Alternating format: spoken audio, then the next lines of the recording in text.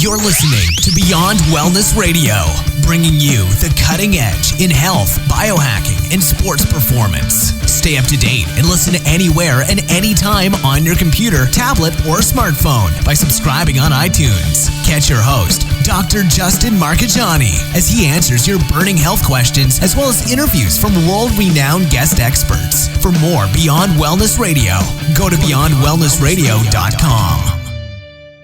Hey there, it's Dr. Justin Marcagiani. Welcome to Beyond Wellness Radio. Feel free and head over to beyondwellnessradio.com where you can access our full podcast transcriptions. While you're there, you can also sign up for our thyroid and female hormone video series. This series goes into the root cause of why your hormones are out of balance. While you're there, you can also schedule a functional medicine consult with Dr. Justin, myself, where we'll dig deeper into the root cause of your health challenges. Feel free and think of sharing this podcast with at least one person. This podcast grows by people sharing it. Sharing is caring. If you can think of one person that can benefit from this information, please feel free and share it. If you're enjoying the podcast, make sure you subscribe on iTunes. You can also click below the video or podcast where you'll see the iTunes review button and leave us a review. You can also sign up for the newsletter at beyondwellnessradio.com where you'll get updates before anyone else. Thank you so much and enjoy the show. Hey there, it's Dr. J. Welcome, ladies and germs. Hope you guys are having a phenomenal Monday. Evan, what's going on with you? Hey man, not too much. The sun is shining still. Summer is still here. Thank the Lord. We had some weird cold weather for a couple of days, and I thought, oh man, I don't know if I'm ready for this yet. But today it's back to the heat, so I'm enjoying Summer it. down here has been hot as you know what. But yeah.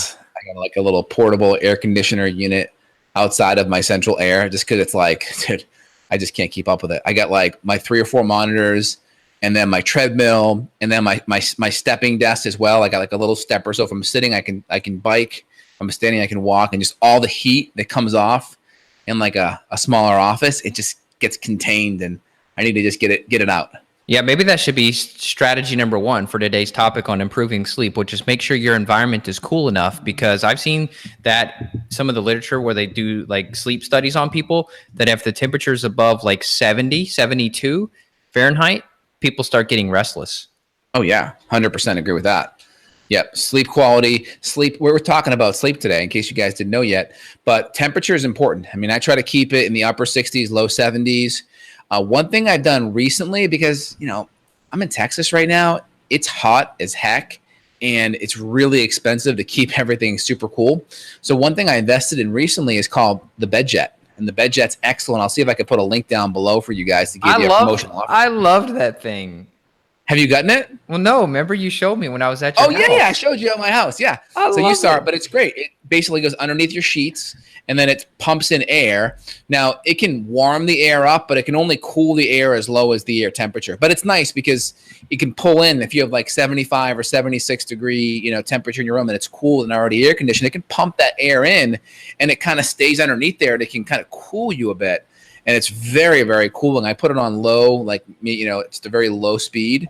Yep. Maybe it's at 10-20% of max, and it just keeps a little bit of air in there, so it keeps me cool, which is really nice. And especially in the summer, if a little bit of humidity, these sheets can kind of stick to you. It feels a little uncomfortable. It's just enough to cool that off. Yep, so temperature is huge. I mean, many people overlook that.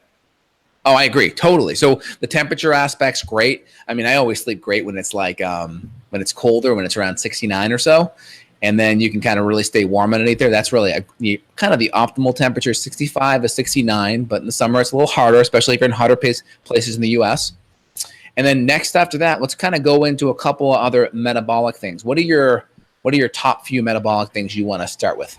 Well, I mean, blood sugar is the biggest one. I had so many issues with my blood sugar for probably my whole life, just being raised on a standard American diet, rich in carbohydrates, refined sugars. And so my blood sugar was probably one of the biggest needle movers for my health. And if your blood sugar is crashing at night, your adrenals have to kick in to crank up and create some extra glucose through the gluconeogenesis process. And then all of a sudden you wake up and your heart could be racing, your mind could be racing, etc. So for me, You got to work on adrenals. I just want to give a couple statistics first. People may, feel like sleep is just their issue, and they may not know that many people struggle with it. So if you're looking at some of the CDC, I mean, they're saying 50 million plus people have some sort of issue with sleep. 50 million people in the US alone. So that is huge. And then, of course, they've got this whole list of health conditions that are tied into sleep issues. So it could be things like stroke, cancer, arthritis, depression, diabetes. We know that if you're not sleeping well, your blood sugar is messed up from not sleeping well, and blood sugar can mess up sleep. So it's like this big connected spider web. That's a lot of people, 50 million people struggling with sleep. Yeah, definitely a lot. New study that just came out over the weekend, actually. And the study looked at what's the optimal amount of sleep for cardiovascular health. They found 6 to 8 hours was the optimal dosage for sleep. Too high actually had an increased risk factor, and then too low also had an increased risk factor. So 6 to 8 was the sweet spot. They weren't quite really sure what that mechanism was of that. Could just be a correlation versus causation kind of thing. I really have a hard time thinking that if I get 8.5 hours sleep, I'm going to increase my risk of heart disease. That doesn't quite make sense to me from a mechanistic standpoint. No, it doesn't. But hey, 6 to 8, that makes sense. So if you're getting less than 6, for sure, you got to curtail that. But I do think for me, if I'm not doing a ton of harder exercise, 7 hours is essential. I do notice though, if I'm exercising more and I'm lifting more weights, 8 to 9 becomes like important. So if I'm like more busy, I actually cut down a little bit on the more intense exercise because it just requires me to get more sleep to recover. Yep. Well said. So the exercise piece, I think exercise is a great sleep inducer as long as it's not too stimulating and not too close to bed. So, depending on the weather, like 7 p.m., if we can go for a walk, I'll try to take my wife and the baby down the street and back, 15, 20-minute walk. I'm much more ready for sleep if I do that. Oh, totally. I agree. I mean, the big thing with sleep in general and exercise is the fact that it revs up your sympathetic nervous system. So the healthier you are, the more you can kind of go on and off, right? On, off.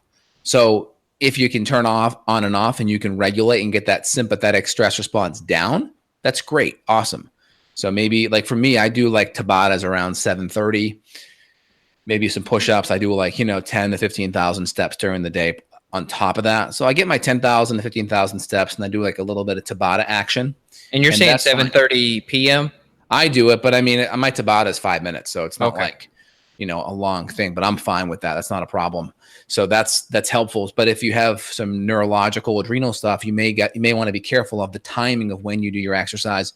Maybe do it in the morning, or you may be fine with a Tabata or an interval thing that's shorter, right? We just want to make sure, number one, we feel good after the exercise. 2, we can emotionally repeat it.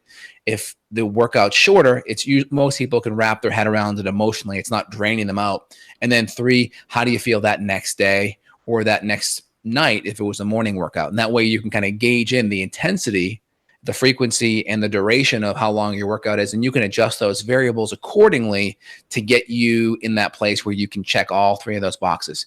Do you feel better? How do you feel emotionally a few minutes after? Can you repeat the movements? And then how do you feel later that day or that next morning? Yep, well said. The next thing we have to mention is the timing or the schedule of sleep. If you're working swing shift or night shift, that is bad news. We know if you just type in night shift nurses sleep study, it's something crazy like a 50% increase risk of breast cancer if you're working night shift. I mean, think about it. We didn't evolve to be up at night. And if we were up at night, we were hanging out by a fire, which is going to be a pretty orange or red colored light. And maybe we were chasing away a hyena or something, or a bear that was going to come eat our children when we were hunter-gatherers. But we weren't up at night under fluorescent lighting, working in a hospital, looking at a computer screen. So if you're a night shift nurse or night shift anything, like I was when I was in college, I mean, it destroyed me. And I think one of my biggest downfalls,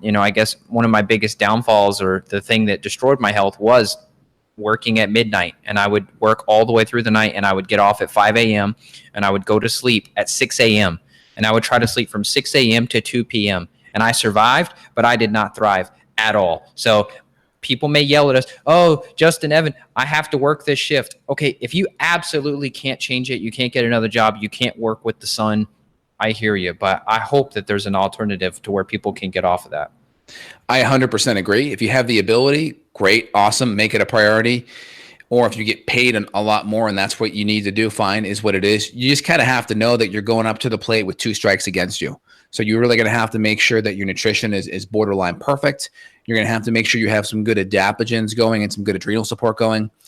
And then ideally, make sure it's tough, because then what do you do on the weekend? Do you keep that same cycle going? Do you go back to a normal rhythm? That's where it becomes dicey. I mean, I would probably say keep the rhythm going to keep it consistent, so you at least have a good rhythm. But you got 2 strikes against you, and you really have to make sure everything else is dialed in regarding hydration, regarding adrenals, regarding adaptogens, and regarding nutrients. And I would even say gut function, because we got to make sure there's not a lot of gut stress and we're absorbing and assimilating and utilizing our nutrients efficiently. Yeah, I'll tell you, when I worked that shift, my lunch hour was like 3 or 4 a.m. Your body's not wanting to digest food. I don't care how long you work night shift. You never feel like you're fully satiated after a meal at 3 or 4 a.m. I mean, there's a lot of hormonal stuff going on in the middle of the night that your body's not really wired to be eating a grass-fed steak and veggies. So I never felt good, no matter how quality the meal was. So I think in that aspect, you can hack it. Maybe you can hang in there, but eventually you got to get off the night shift. I mean, it is a killer. I agree. Now, regarding sleep, what are some of the benefits of sleep? Now, not getting enough sleep can cause blood sugar issues, because part of the sleep is it's restoration of your hormones, repairing your organs, repairing all the physical and the biochemical structures of the body so you can function optimally. So 10 p.m. to 2 a.m. is that growth hormone window. So we have a lot of physical repair happen in that time. And then 2 a.m. to 6 a.m., we have more of the biochemical kind of repair happening. And ideally going to bed on the other side of midnight's ideal. I mean, for me, I'll be straight up, I'm not perfect. I typically get to bed around 11:30. I try to do like 11:30 to 7:30. That's kind of my gig. And then I'm up ready to go at 8. But you got to figure out what works best for you. I mean, if I had more health concerns or more issues, I would be more on top of that. But I feel relatively good, and I manage my stress, and I wind down at night. So I feel pretty good with that. But in general, if you have any health issues, you'd want to be more on the other side of midnight. So getting to bed closer to even 10 o'clock would be ideal, just so you maximize that growth hormone output surge that happens around 10 p.m. Yep. Well said. And bright light in the morning, that's really important. People don't talk about what you do during the day to influence your sleep. People think, okay, what's the magic supplement I need to take before bed to help me sleep? Well, the magic supplement may be getting outside first thing in the morning and getting bright light exposure. So right before we jumped on this call together, I was on my bike. I rode my bike without my shirt, getting as much sun as I can, just down the street and back, 5-10 times. I felt good. I felt amazing. I still feel good from it. I know I'm going to sleep better just because of the exercise piece, plus the sunlight telling me that it's morning, it's daytime, it's time to get going, it's time to peak the cortisol. Yes. And you and I test cortisol on every client, and we see a lot of times that people in the morning or in the afternoon, they have a lowered or a flatline cortisol rhythm. And we have to improve upon that, because if you don't have a peak, then you can't have a drop. So if you're just flatlined all day, I mean, you're not going to feel very good. And then sometimes what you and I see on the testing is we see that they have an inverse cortisol pattern, where maybe it's too low in the noon and afternoon, and then it kind of spikes at night. And then those people are the ones who they lay down, but they're too wired and tired. So we really have to focus. We have to test, first of all. You got to get the data. We have to test the adrenal function. And then we have to help modulate that cortisol rhythm if it's off. Otherwise, it doesn't matter if you take melatonin or some other magic sleep supplement, it might not work. 100%. So again, that reverse cortisol rhythm is a hallmark of a sympathetic kind of overload or a sympathetic dominant person. Their fight or flight nervous system response is more activated, and it's starting to go up at night.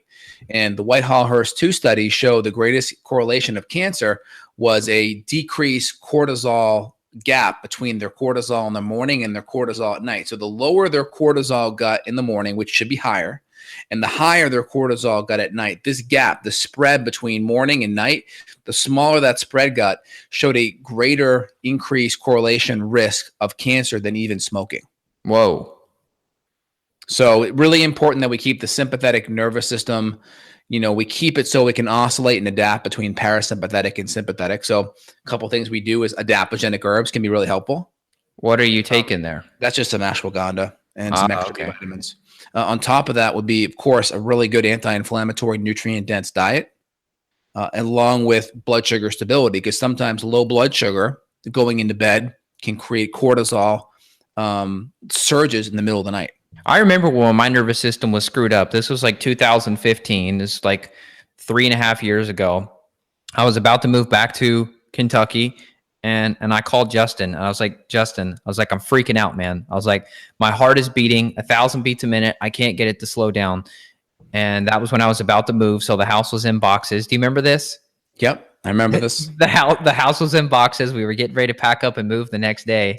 And you said, hey, just try like a gram of magnesium. So that's what I did. And then I ended up doing like an Epsom salt bath too with some essential oils, and I calmed it down. But I'll tell you from firsthand experience, if your nervous system is screwed up, if you have more stress, people say the term work hard, play hard.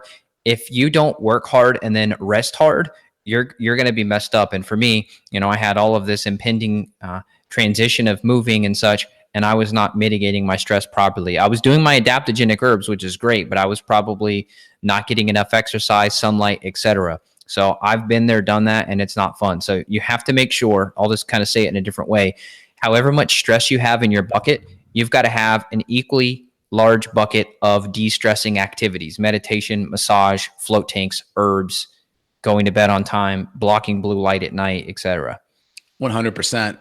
Like in my line, I have a product called Magnesium Supreme, which is a magnesium dimalate, which is great. There's other magnesium powders that are great. And I'll do a little bit of magnesium with some collagen, which has glycine in it. And the glycine can be really calming and relaxing too at nighttime. So I'll do that before bed as well. People can also do some of the decaf Tulsi teas are excellent because that kind of has an adaptogenic effect. Some people would do even the ashwagandha, which is great. Ashwagandha Supreme's awesome, and do that 1 to 2 caps before bed. Just I recommend testing it out during the day just to see how you do. Some people, they get really energized with it. So you'd want to just make sure you're not one of those people that really get overly stimulated with the ashwagandha. You can always do some other teas like the chamomile tea. The Tulsi decaffeinated teas are excellent because that's holy basil, which is kind of a similar adaptogen as ashwagandha, where it really helps calm and relax. We can always do some sublingual or liposomal GABA. We can even add some L-theanine to it, which is an amino acid that's really calming and relaxing as well. Anything else you wanted to add, Evan? Oh, also, phosphorylated serine is a nice adaptogen that helps calm the hypothalamus's response to cortisol. So it can help really relax that cortisol response at night in case you got this reverse cortisol rhythm pattern that's happening. Yeah, and want to add, Evan? Yeah, I do. Yes. And I'll first comment on the phosphorylated serine. People may think you're just pronouncing it different or wrong. You're not. No, this is different than phosphatidylserine. This is phosphorylated. So there is a difference that he's talking about. I'm a huge fan of lemon balm. I have lemon balm tinctures. Yeah, I'm growing it in my garden, but it's a lot easier to just buy an organic lemon balm tincture. So I do that. And then motherwort, another favorite. There's a couple different herbalists that I look to for education about herbs. And one herbalist said that taking motherwort is like getting a hug from planet Earth. And I would agree with that statement completely. It's a weird thing to describe. How are you getting a hug from planet Earth? But when you take motherwort, you just feel like you're cuddled. You feel like you're getting swaddled like a little baby. And so I take motherwort and I just go lay down, and it's basically, it just takes all of your worries away. It's a very, very calming thing to do. And it's really great for people with heart issues, atrial flutter, atrial fibrillation, any other type of like a sympathetic overdrive heart issue. Obviously, if you're taking pharmaceuticals, you got to see if that stuff matches up. But if you're not on pharmaceuticals, motherwort is a really good go-to. Excellent. We can also do things like melatonin. I always recommend, if you're using melatonin, if you have good benefits with melatonin, try to use more of the 5-HTP with B6 first, because that provides more of the building block amino acids to make the melatonin hormone. I always like providing more of the building blocks and precursors. Some people, they just have burnt out their serotonin from stress or from too much sugar or inflammation. So those building block kind of pools to make their melatonin can be lower. So I always recommend utilizing some of the 5-HTP with B6 first. I think that's great. And if you need melatonin kind of in a punctuated fashion, I always have a sublingual version by my bed. So if I'm just coming off a weekend where I was up a little bit later, or if I have a night where I'm more stimulated, I can just get it in my system in 5 or 10 minutes and have it be done, because it's going through my sublingual tissue, so it's there right away. And dosing on that is how much typically? I tend to always start super low, so anywhere between 200 to 300 micrograms, and up to 1 milligram. Most people, they'll start at even at 3 milligrams, right? So I try to start super low because I just need the kind of the sedation, relaxation, kind of going to sleep effect. I don't need it to kind of nurse me throughout the night. Yeah, most people overdose on melatonin. And what we see when we test people is that people that are doing like 5, 10 milligrams melatonin will look at their cortisol pattern, and they don't have that morning spike with their cortisol like they should, because the melatonin opposes cortisol and vice versa. Yeah. So I always say we'll give them like a 1 milligram like sublingual lozenge, and we'll have them nibble off a third and just see how they do. And then they can gradually increase it if they need it. So I'm fine with that. And also, just there's sometimes people wake up in the middle of the night if they have a pattern or a rhythm of having a hard time going back to sleep. There can be stress that happens just sitting there wondering if they can go back to sleep. So sometimes if you're that person, it's better to almost just nibble on a little bit of melatonin, because then at least you've done what you need to get back to sleep. And that helps negate that cortisol response from you wondering if you'll get back to sleep. Yeah, I would also like to bring up emotional stress too. If that's unaddressed, that's going to keep you up at night. So if it's a financial worry or relationship problem, or you hate your job and you don't want to go to work the next day, something like that, you've got to address it. So I would try to write down a big list of all of the stressors. What are the things you can control? What are the things that you can do? What are the action steps to resolve those stressors? And then for some of the stuff you can't control, like maybe you're stuck in this job, you don't like this boss right now, maybe you can do some EFT. And you tap about it, even though I don't like this boss, I deeply love and accept myself. And you just do your tapping and affirmations. That could help too. And then I know you may have a couple other things to go into, but we should definitely just really hit on the fact about testing, because you brought up the serotonin and how people burn that out due to stress. We don't just guess with that. We always test people and we can measure it. Oh, totally. Yeah. I mean, on the stress thing, what I'll do is I'll just use my to-do list, either on Google Task or just on my iPhone, and I'll just punch in what are the top 3 things that are keeping me up. Because the big thing is, as long as I'm taking action on those things, it's usually the uncertainty and the lack of action taking on a stressful task that creates the uncertainty. So, hey, what are those top 3 things? And then just make sure we're doing something to close the loop. So we're always doing something. So we're not sitting back and kind of being a spectator, so to speak. Yeah, being paralyzed from it. Mm-hmm. Yeah, always make sure you're doing at least something to get the monkey off your back. And then did you have other categories or body systems you wanted to hit on? I think we hit the gut briefly. I will say that gut infections can mess up your sleep. When I had parasites, my sleep was terrible. Yeah, and infections can be a stressor, and these infections are more active at nighttime.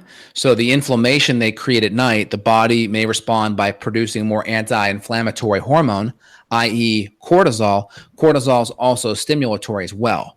So that could wake you up. So we do our best to clear out the gut infections. That can be more of a long-term strategy. We may use palliative things first, like I mentioned, the magnesium, the COM, the motherwort, the 5-HTP with B6, the melatonin, all of the healing and soothing and calming herbs and adaptogens first.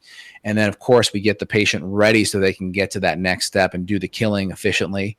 We may work on the blood sugar stability before bed and have something by their nightstand in case they are waking up with low blood sugar. They have an easy smoothie or an easy bar right there at their nightstand that they can access if needed. Yeah, good. Like a little fat bomb, like a little big chunk of coconut or something like that that's going to give you some fats. Epic bar or one of these collagen bars or a little smoothie that's already made in a shaker cup that's already ready to go. We just don't want you having to get up, go to the fridge, the bright light pops on, or you're having to use your head to mix whatever you're doing. I just kind of want it on autopilot. So if you need something, it's just there and ready to go. Yep. Yeah. So parasites for me, that was the biggest one. I had an H. pylori infection too. That screwed up my sleep. My sleep is much, much better now. Of course, with a baby, we're getting there. We're almost out of the woods with her sleep. So I'm going to be sleeping much better. I already am sleeping better than previous, but let's talk about the testing too, because I think it's important. People can go and buy all these supplements. You could buy melatonin, ashwagandha, et cetera, et cetera. And as you mentioned, it's more palliative. It's not really root cause. So you hit on the adrenals. We talked about testing for that. We do that with a saliva panel. You can measure the 24-hour rhythm, or you could do urine. But either way, you want to look at the morning, how the day progresses, and then evening, take a snapshot there. If there's cortisol issues, you have to fix it, because that could be messing up your gut. Because if cortisol is too high, that's catabolic. So then it's eating your tight junctions away in your gut. Then you have leaky gut. Then you get autoimmune condition. Then you're really screwed. So you got to test adrenals. And then step 2, you mentioned the brain chemistry, the serotonin. So we run organic acids testing on everyone through urine. It's a great test. And it looks at also bacterial infections and yeast, dopamine levels.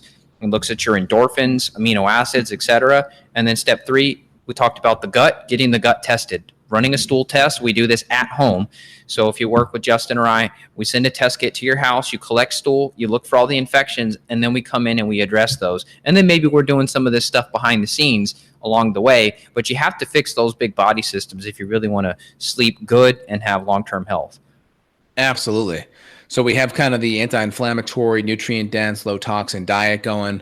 We're working on the gut. We're working on the hormones. Oh, also low progesterone and some hormonal imbalances. I see it with a lot of my women that have severe PMS or they're perimenopausal or menopausal, postmenopausal. The hormonal imbalances from progesterone and estrogen either going low or being out of balance at certain times of the month can easily throw off the cycle sleep, easily throw off your sleep.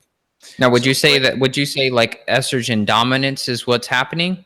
Well, it can, because estrogen dominance tends to imply lower progesterone, and progesterone kind of opens those GABA chloride channels, and GABA is an inhibitory neurotransmitter, which means it helps you relax and turn off.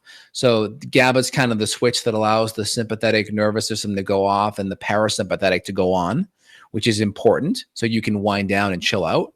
So that can be helpful. So some of our cycling patients or even our menopausal patients will give some progesterone at or around bedtime, or we'll have them dose their progesterone at or around that time of the day anyway to really help with relaxation. And you're talking like how much? It depends, but typically with patients, we'll do anywhere between 25 milligrams to 50 milligrams. And that's like a typical dose. Like you'll see like a teaspoon of like a micronized progesterone. It's like a pretty standard dose. Yeah, 25 to 50 milligrams is pretty good. It just depends on how low the person is. We may go up more above that, go up to 200. And just if we continue to see benefit or improvement, that's good. And if we see lower levels, that will give us more motivation that we should go higher. But I always like to start lower with hormones because progesterone can sensitize estrogen receptor sites. So people can get symptoms of estrogen dominance as they increase their progesterone because of that receptor site sensitivity. So starting lower tends to help the body adapt to those type of responses. Kind of like it's easier to get into cold water if you can kind of start with warm water and gently nudge the temperature downward, kind of like that. Yep, well said. Were there any other body systems or things we didn't hit on yet? Well, we talked about the amino acids and the neurotransmitters. We talked about B6. We always like to combine there because B6 is really important to these neurotransmitters converting and synthesizing. So if we have mitochondrial stress, if we have dysbiosis, B vitamins are made in the gut, a significant amount. Obviously, a lot will come with food and healthy meats and good animal proteins and good plant material. And then after that, minerals are important. People that tend to eat lots of sugar and excess carbohydrate and refined sugar, they'll be depleting their magnesium, because magnesium is one of those nutrients that gets burnt up with excess carbohydrate metabolism. So magnesium is really important. And that will help have a really good relaxation kind of effect. So that's important as well. And then just some of the diet, some of the lifestyle strategies, keeping the lights down at night, blue blocking glasses can be great. I use them sometime. For me, I can go from sympathetic to parasympathetic like that. So it's not like this huge thing. But I think if you have a hard time coming off of a TV or a movie or just in general, that can be a good thing to kind of help the parasympathetics turn on faster and better. So you can keep that in mind. I will find that if I'm watching TV like at 9 o'clock, 8:30, and I have those glasses on, I'll want to go to sleep so much faster. Oh, yeah. Really just like, whoa. I'm just like, so, I mean, for me, it's like, it makes me go to bed a little too early. So I like a little bit of stimulation till I know I'm ready. Yeah. I mean, I've got a pair that I give my wife to wear, and we both wear them. We get super sleepy quick, and we basically we have salt lamps on at night, and that's pretty much it. We don't really have any overhead lights on at night. So we try to live like we're hanging out at a campfire in the evenings, and it works great.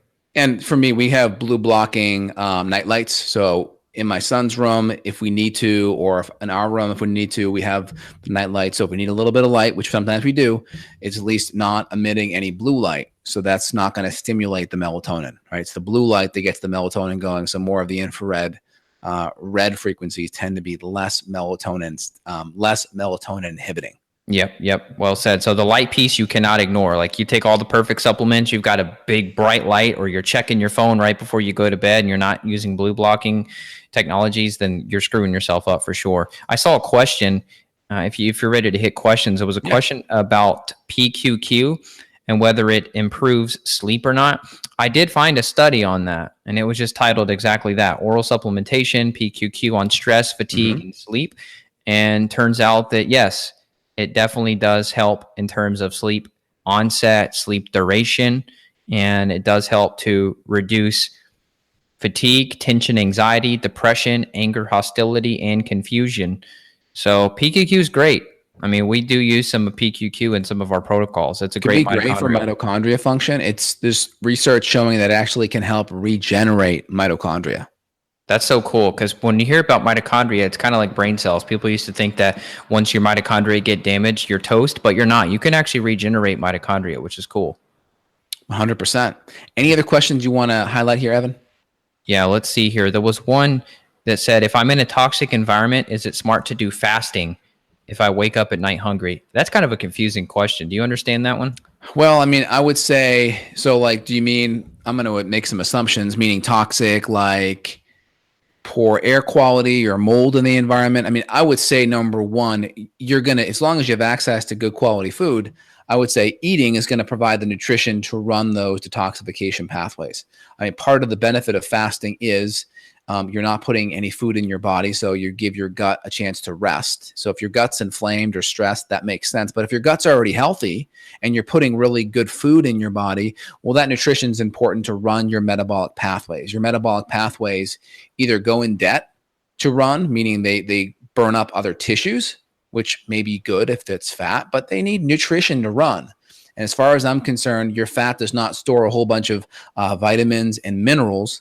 It has a lot of caloric reserve, but it doesn't have any mineral or fat reserve. I mean, you may have some fat-soluble vitamins stored in your liver, A, B12. B12 tend to be a little bit, even though it's a water-soluble vitamin, it tends to be stored in higher amounts in the liver, from what I understand.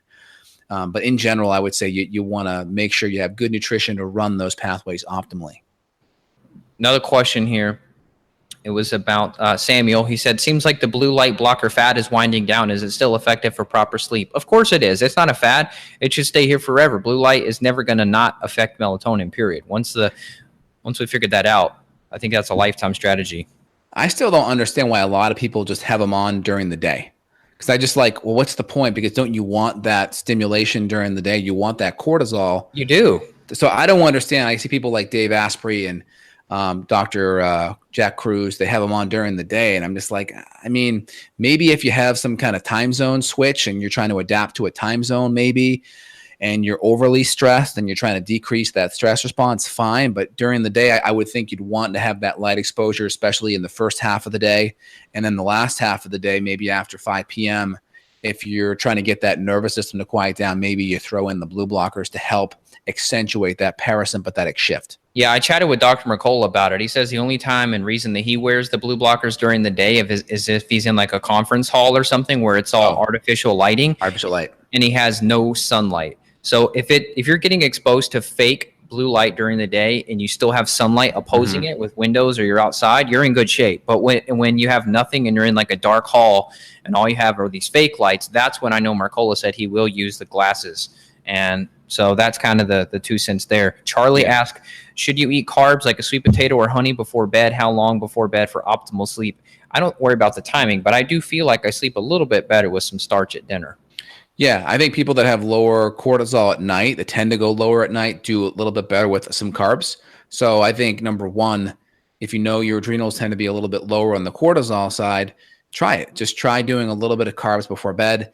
If you have a device like a Fitbit or an Oura Ring that has an HRV attached to it, try it and then see how your HRV, which is kind of a window into your nervous system, see how that looks at nighttime. But I mean, if you're having times where you're waking up at night, definitely throw a little bit of carbohydrate in there with some protein and fat and see if that makes the difference. Yep. Elizabeth said she used to have trouble sleeping and she was told she had parasites. So she got rid of the parasites and she slept. So yes, that's awesome. Yep, we see that a lot. That's great. Awesome. Any other major questions here you want to run down that are pertinent to the podcast here, guys? If you have any questions, try to keep it to the sleep podcast. I'm going to try to, in the notes, always put like in the beginning, like, hey, this podcast is on whatever topic, and that way you guys can chime in accordingly. Yeah, Mike asked, blue light is for the light of the morning. Why would you want that all day? So, I mean, the sun emits blue light all day until the spectrum starts changing, and then you start to remove blue light naturally as the sun sets. So that's how it's supposed to happen. The atmosphere starts to filter out the blue and greens, and then you transition into darkness. So that's how it's supposed to work, which is why being on the computer at night with no blue blocking software or the glasses is not good. So I don't do pretty much any screen too late. And if I do, it's always with the blue blocking glasses or software on. I think that's all the pertinent ones. Yeah, on my iPhone, I have the night shift on, and I went in and I like turned off all the blue, so it's only red at night.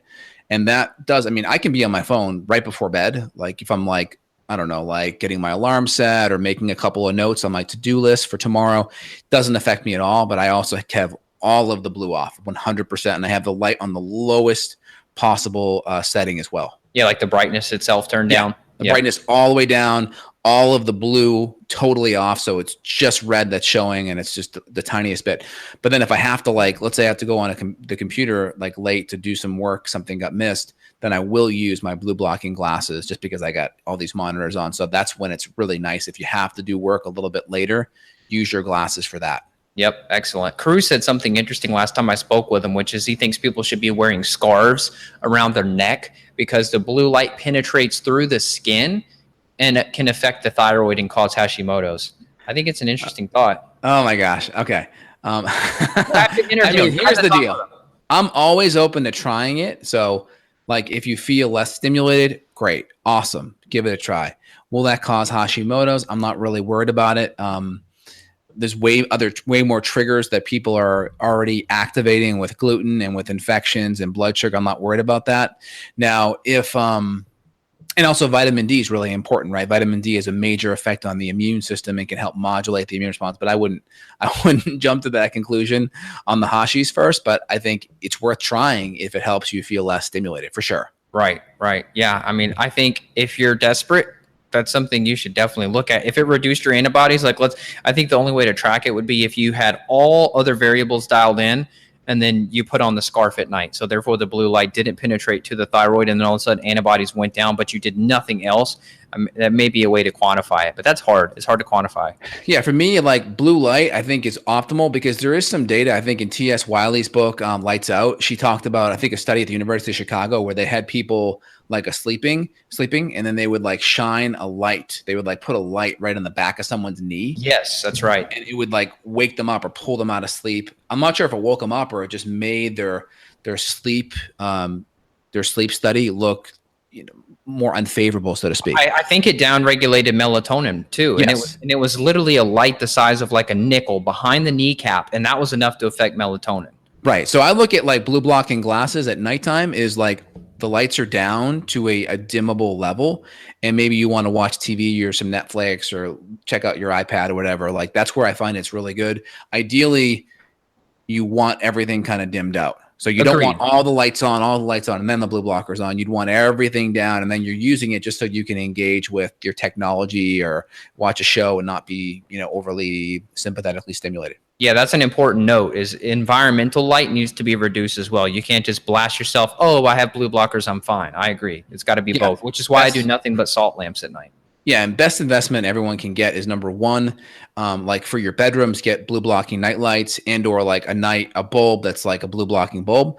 And or number two, in all the major rooms that I'm in, like around nighttime, they all have dimmer switches. So if I have to use the lights in my bedroom, I put on the absolute lowest setting, or for my TV room, the lowest setting, or for like, around my TV or bathroom, absolute lowest setting. That way I can at least, decrease the intensity if the light has to go on. Yep. I think that was all the questions. So if people want to reach out, I mean, we always test people. Could you take some of these supplement recommendations and benefit? Probably so, but we do like to test people and figure out what's really going on. So if you want to reach out, you can do so to Justin at his site, justinhealth.com. And then if you want to reach out to me, it's evanbrand.com. We love helping you all. We love getting the data. We love seeing the difference too. Like after we implement something and then the cortisol rhythm's fixed and then the sleep is fixed, it's like, oh, that's why you're sleeping better. Look at your cortisol. It went from 12 units at night to now it's 1 unit at night. It's really satisfying to see the results on paper. 100%. And we appreciate the awesome questions from everyone kind of chiming in. I think we're one of the only people that does a live podcast like this and answers questions just live, right? We're a functional medicine, health improv here. So we appreciate the great questions. give us a share, give us a thumbs up. Make sure you hit the notification bell. And anyone that your friends or family with that needs more help or wants to chime in and be part of this great conversation, we appreciate you sharing the word. So thank you so much, everyone. And Evan, today was a great podcast as always. And let's talk real soon. Take care. Bye. Thanks. Bye. Got a question for Dr. J? Go to beyondwellnessradio.com and click the questions button. Then tune in to hear the answer. Also, if you like the show, click below to review us on iTunes. For more Beyond Wellness Radio, go to beyondwellnessradio.com.